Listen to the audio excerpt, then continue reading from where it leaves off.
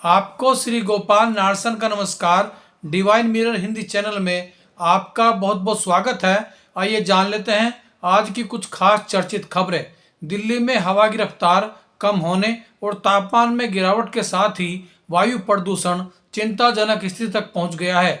दिल्ली में आज वायु गुणवत्ता सूचकांक 400 से भी पार हो गया, जिस कारण प्रदूषित हवा में सांस लेना दूभर हो गया है। दिल्ली की हवा में इस समय 3 गुना प्रदूषक कण मौजूद हैं, जो स्वास्थ्य के लिए हानिकारक हैं।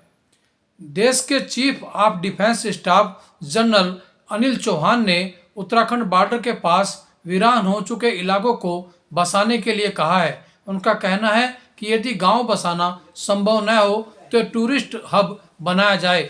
उन्होंने बॉर्डर पर्यटन को भी बढ़ावा देने की बात कही, ताकि सीमा क्षेत्र में चहल पहल बहाल की जा सके।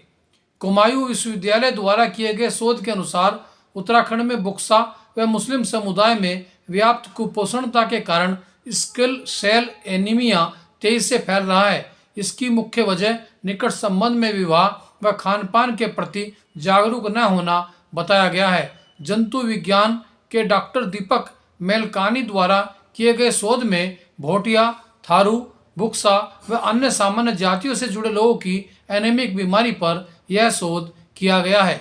कांग्रेस 2024 के लोकसभा चुनाव तक आमजन के बीच अपने जगह बनाने के लिए हर संभव प्रयास कर रही है।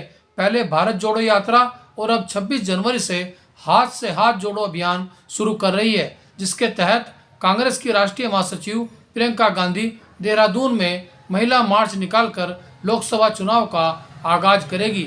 अभियान के तहत door to door Rahul Gandhi की यात्रा का संदेश व भाजपा के खिलाफ चार्जशीट बांटी जाएगी। सन 2023 में 4 धाम यात्रियों के लिए ग्रीन कार्ड व ट्रिप कार्ड उत्तराखंड सरकार खास ऐप के जरिए यात्रियों को उनके मोबाइल पर ही उपलब्ध कराएगी, ताकि भीड़ को नियंत्रित करने के साथ ही यात्रियों की पहचान भी हो सके। इस ऐप में ड्राइवर का नाम, लाइसेंस नंबर व वाहन के यात्रियों का ब्यौरा भी दर्ज करना होगा।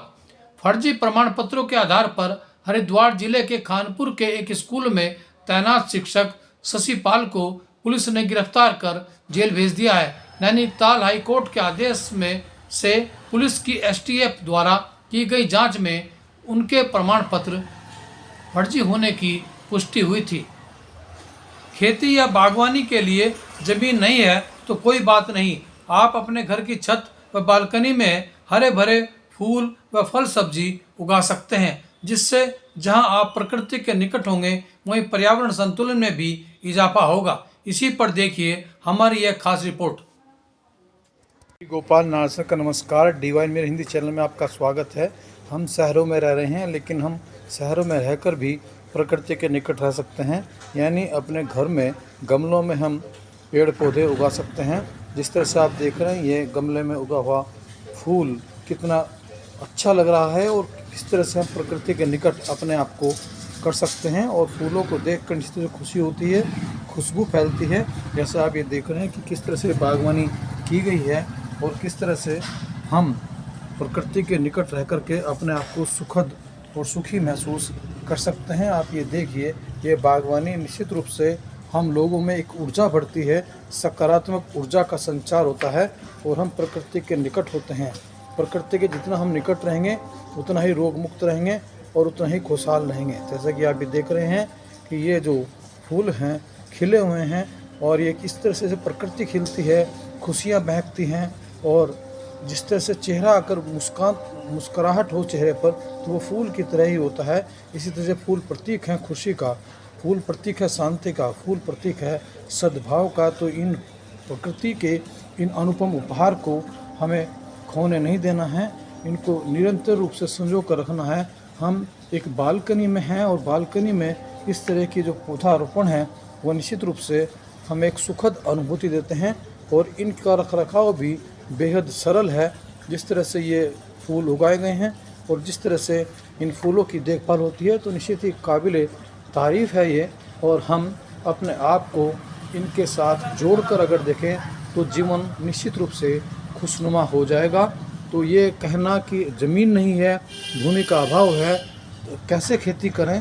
तो अगर हमें फूलों की खेती करनी है, अगर हमें सब्जियों की खेती करनी है तो हम गमलों में भी इस तरह के प्रयोग कर सकते हैं और हम प्रकृति के निकट रह कर के सुखद और संपन्न जीवन जी सकते हैं।